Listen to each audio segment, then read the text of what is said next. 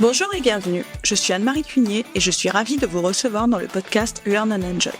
Dans chaque épisode, je vous propose d'analyser les usages et technologies du digital learning qui permettent de créer une expérience apprenant engageante et efficace.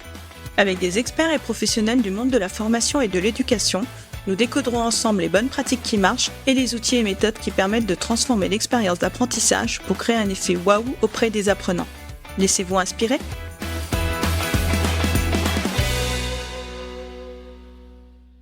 Bonjour à tous. Aujourd'hui, je vous propose un épisode sur le salon Viva Technologie qui s'est déroulé à Paris, porte de Versailles, du 14 au 17 juin. C'est la première fois que j'allais à ce salon, le rendez-vous annuel parisien consacré à l'innovation technologique et aux startups, et j'ai adoré.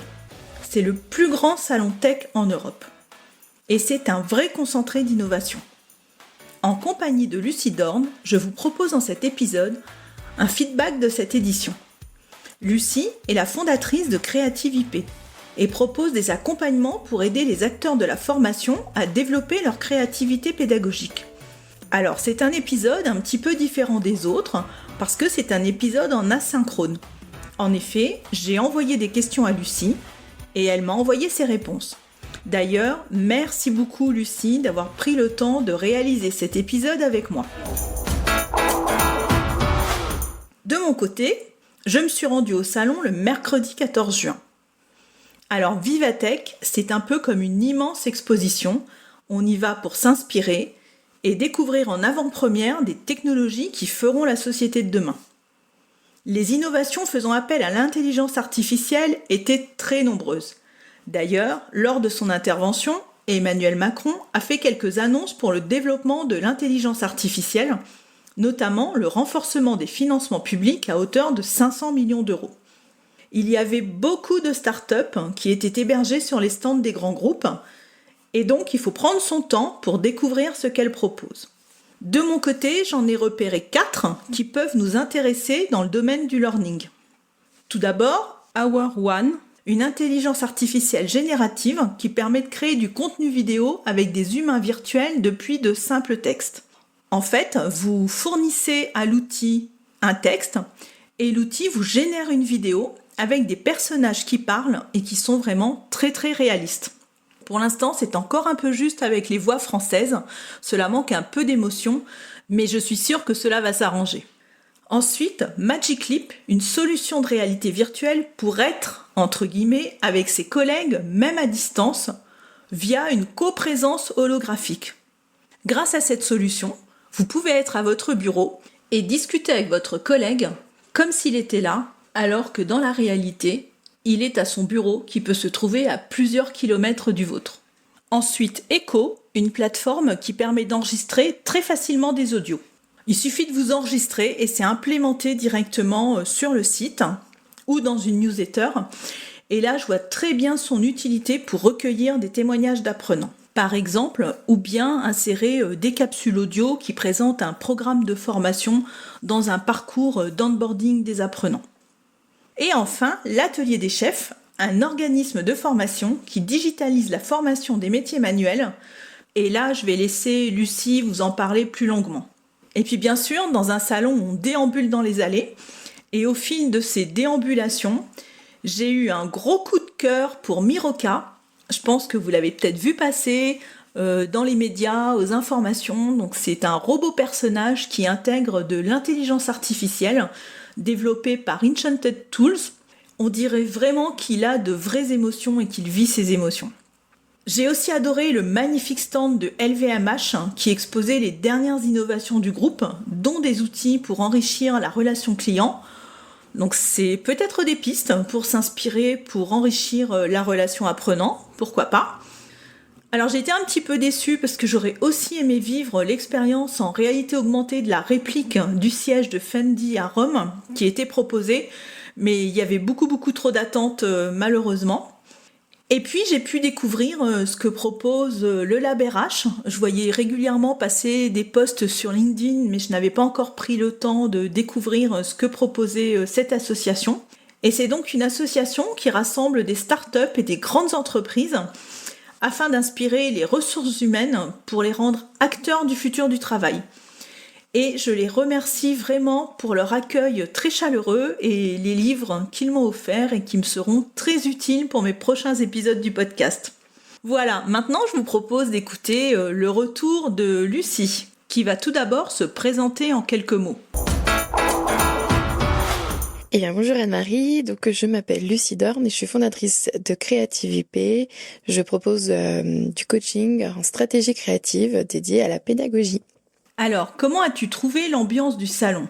Alors j'ai trouvé qu'il y avait une super ambiance cette année, déjà une grosse dynamique à travers les différents niveaux. Il y avait un niveau qui était dédié au sport et à la tech, il y avait un espace qui était dédié aux réunions, un espace un peu plus calme où il y avait un hackathon, et puis après il y avait l'immense plateau, là où il y avait les conférences et tous les stands.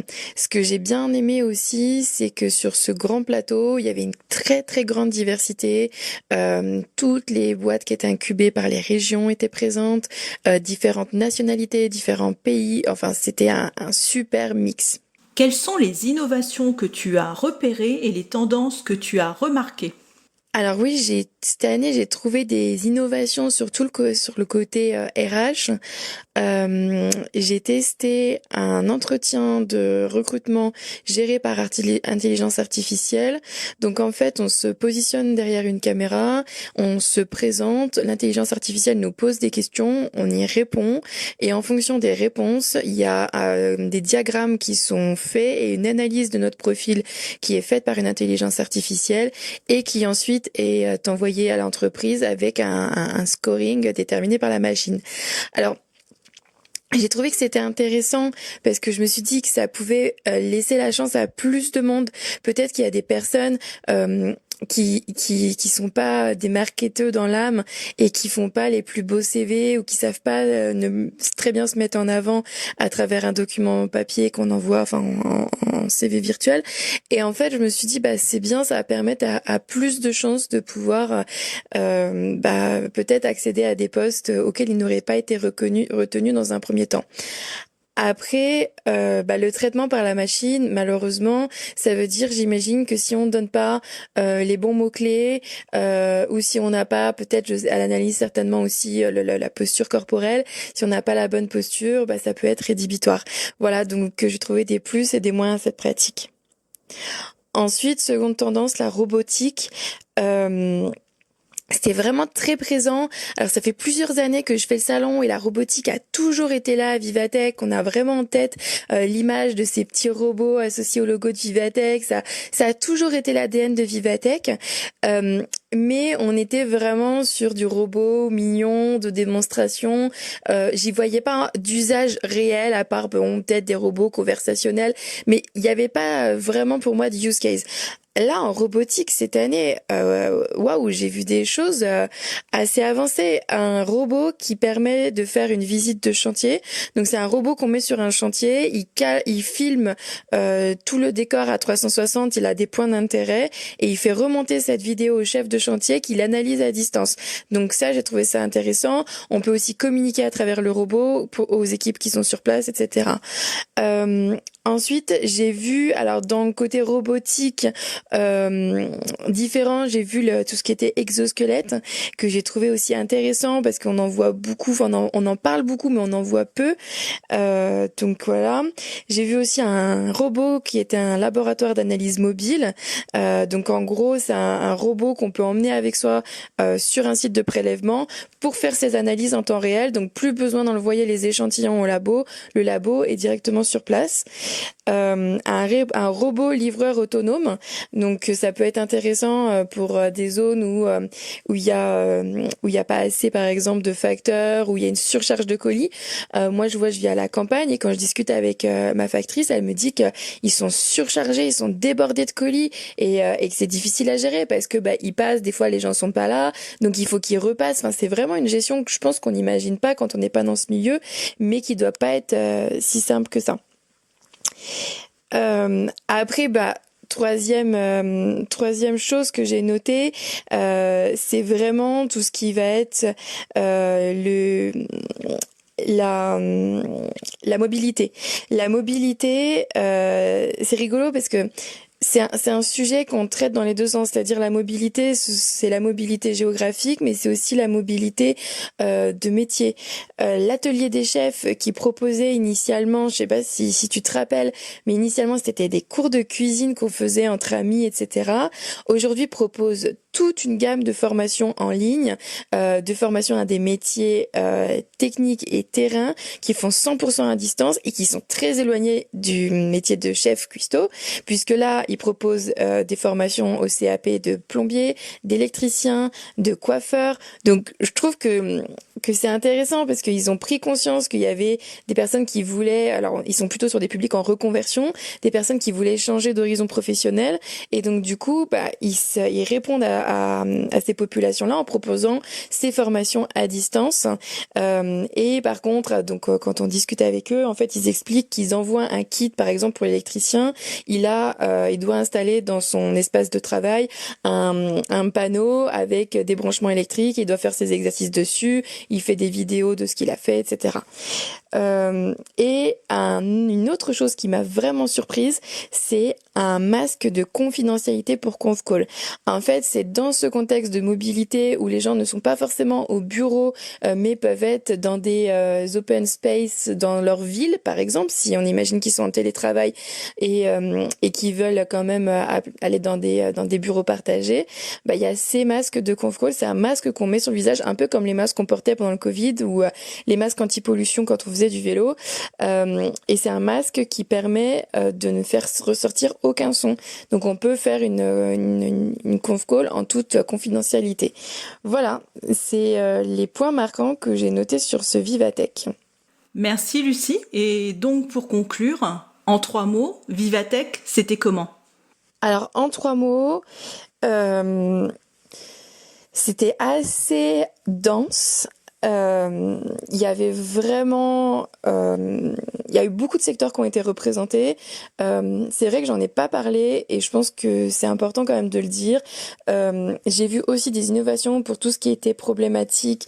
On va dire pour les neurodiversités et pour tout ce qui pouvait être en handicap sensoriel, etc. J'ai vu par exemple des formations spécifiques pour les personnes qui ont des cerveaux neurotypiques ou voilà des systèmes de fonctionnement qui sont pas typiques. Et j'ai aussi vu une start-up qui proposait de transformer des films en une image qui serait visible de personnes qui ont des problèmes de la vue. Donc je trouve aussi intéressant ce côté tech for good, la technologie qui vient au service des gens, etc.